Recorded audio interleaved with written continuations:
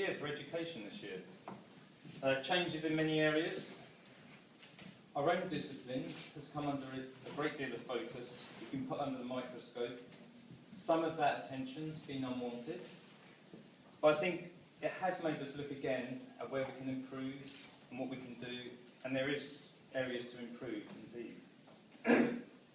Looking at the main issues, I think we've got roughly around 5 key areas we could improve on. Rigour in the subject, there's certainly been work done on that.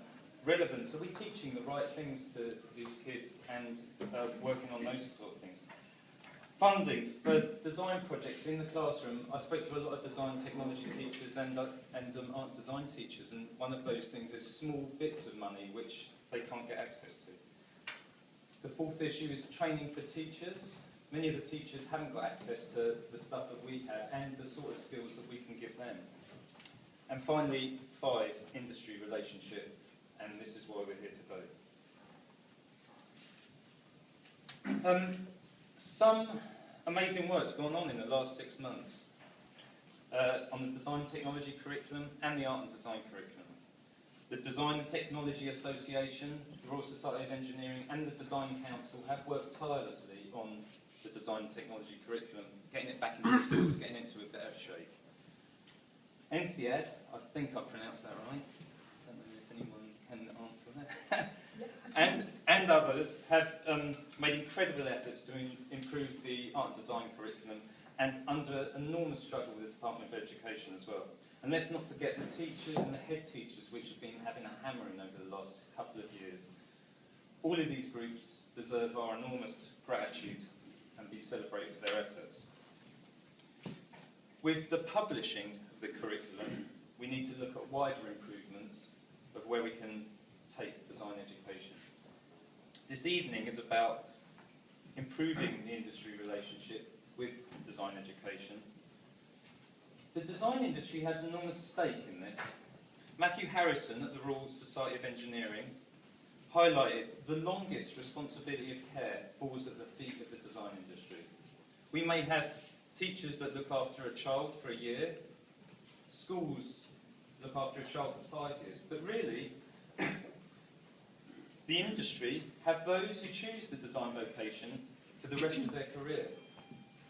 We need to reflect on that and start to build a bridge between the design industry and education. We have, as an industry, often been absent from this bond. Like some absent father, turning up when we fancy, emerging intermittently to run a project with a local school. We also don't apply our care evenly either. Schools in London get a lot of attention, and more remote schools suffer with a lack of access. In short, we need to be more involved. There are groups, however, who've been working very hard in this area and have been doing so for many years. I applaud the work of the Sorrel Foundation, which will be at this stand later, for their work on the Saturday clubs. I'm sure many of you know them. And also more recently with the Creative Career Visits, which is sort of launching today, I believe. Also the Design Museum with their Venture programme, which gives live projects to years 9, 10 and 11. And that's been very successful and giving kids great access to design projects.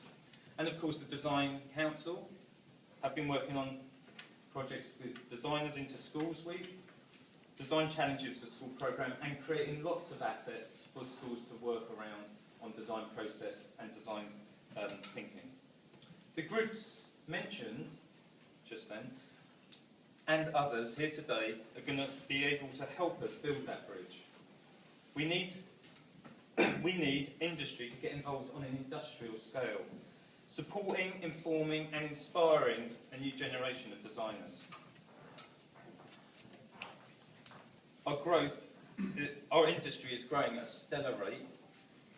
Our recruitment is overdrive. I'm sure many of you are experiencing that in the companies you're at.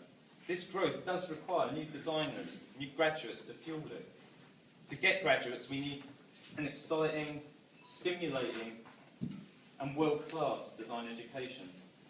and we all need to be working together to achieve it. And today's a great example of that coming together. So, talk to the organisations, as you can see around it, and let's build bridges with education, recommit to that duty of care, and nurture the creatives of tomorrow.